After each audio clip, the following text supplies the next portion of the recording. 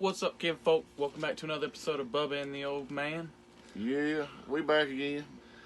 Today, we're going over Auburn's Excuse me. somewhat depth chart they have set for week one. Yeah, too deep. It's not a for real depth chart. It's just a too deep. 15, 20, 25, 30, 35, 40, 45, 50, 45. There goes Davis. Oh, my God. Davis is going to run it all the way back. Auburn's going to win the football. All right, so first off, this don't mean a damn thing No. for week 5, week 6, week 7. No. Especially offensive line. This don't mean anything. Don't mean nothing. But you clicked on this video, so obviously you're interested. And if you don't know, Bo Nix is starting quarterback. Yeah, big shocker there. Tank, the biggest shock of all, RB1. And an actual shock, to me at least, was, even though, like you said, he's not technically number one, they gave him the nod for number one against Akron. I think that has a lot to do with his experience, mainly.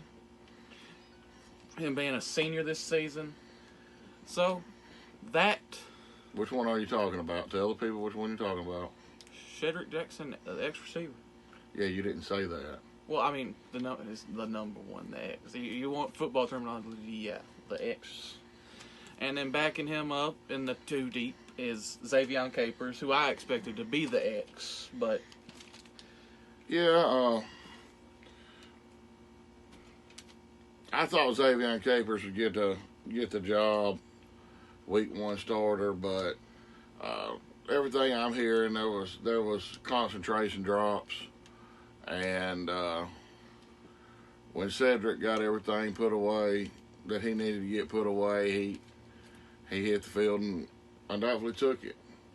But I don't think there is a true X receiver. Yeah. They're gonna mix them up, have different receivers at different spots. Just go out there, do your job, catch the football. The shock to me was there is only one true freshman on the 2 deep, and that's Tavares Dawson at the H receiver. Slot, basically. Yeah. Which I don't expect a whole lot from him, I mean, he could get he's going to be in the rotation, but he may have 100 receiving yards, but he's going to be just a decoy, or He's going to be a deep threat. Decoy, deep threat, just him, jet sweep, stuff like that. Just because you have to respect his speed. Yeah. And we don't have a whole lot of super speedy guys. I mean, we got Demetrius Robinson, but Kobe Hudson's not a speedy guy. Obviously, Xavier Capers isn't some super speedy guy. Yeah, he's not a burner. No, not at all. I do think, though, all of them do have good speed. Yeah. Shed obviously has some good speed. Tavares Johnson has some good speed, but he's going to be the biggest threat. Him and Sean Shiver is going to be the speedy guys on offense, in my opinion. Yep. Another thing didn't really surprise me. He's the senior on the team. Samuel Shanker getting the nod to be tight end number 1. He out there hitting dangers for Auburn's baseball team. Yeah, I mean, it really don't mean anything, Maybe it means something to him, get to call and tell his folks, I'm going to be the starter week 1. But I think there's going to be a steady rotation, and there's going to be 2 or 3 tight ends on the field at one time. Yeah, but Johnny Samuel Shanker, he's the guy who has the most experience, is like somewhat of an H-back, fullback type guy. Yeah. So he's going to be a lead blocker on a lot of those tank dive plays. He's going to, right. Since we don't really have a true fullback, at least not that I know of, obviously, I'm just some ignorant random Auburn fan, but I expect Tyler Fromm to get a lot of play this year. I expect him to make a big impact at tight end. Yeah, him and Luke Deal. Yeah, Brandon Frazier. Did he transfer? No, he's not the one that transferred. No, never mind. The transfer Demetrius Robinson got the Z receiver spot, followed up by Kobe Hudson. And Malcolm Johnson. Yeah. Just to say more of what we've been saying,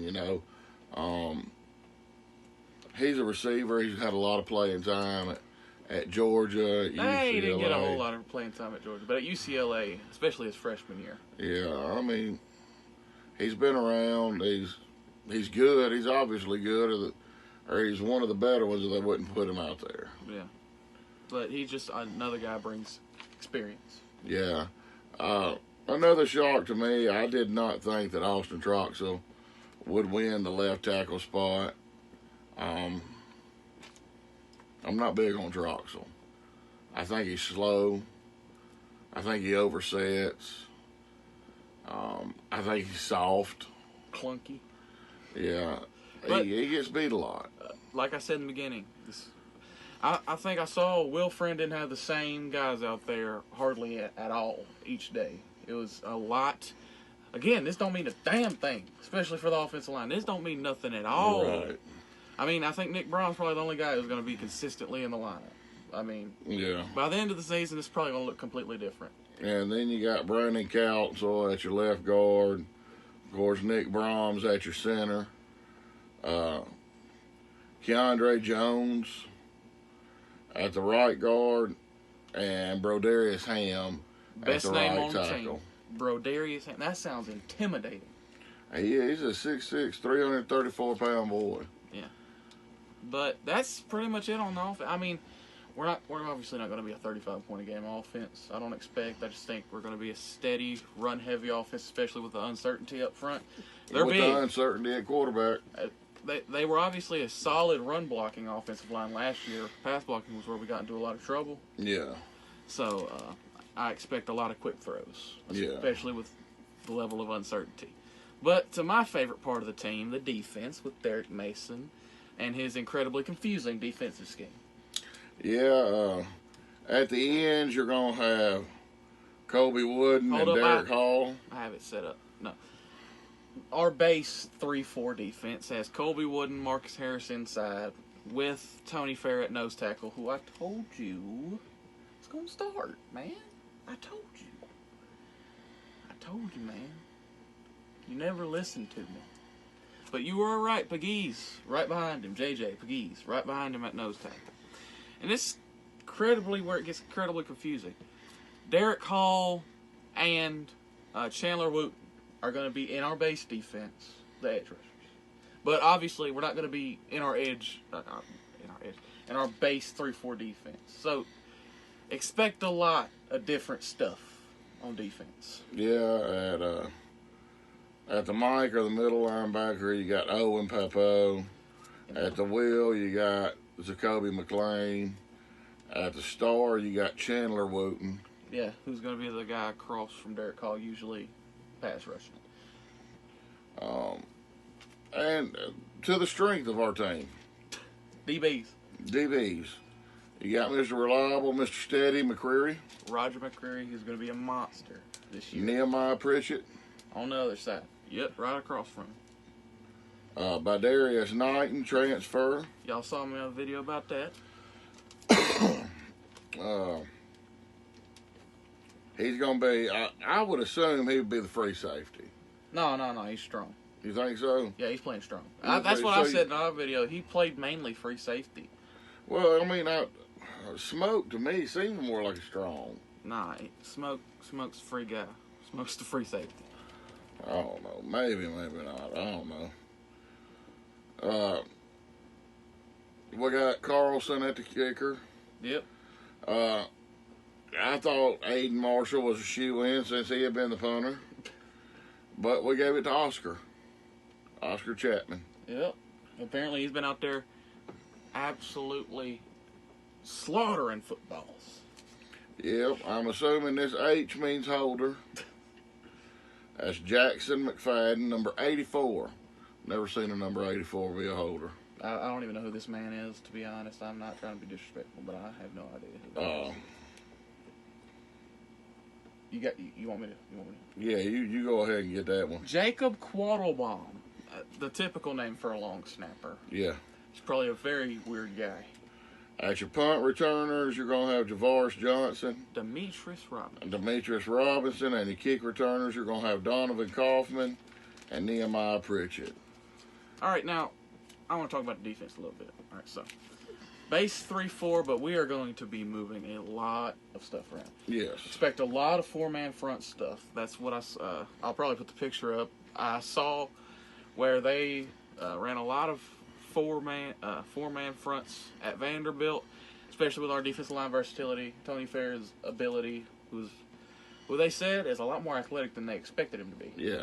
Being like, 6'1", 330.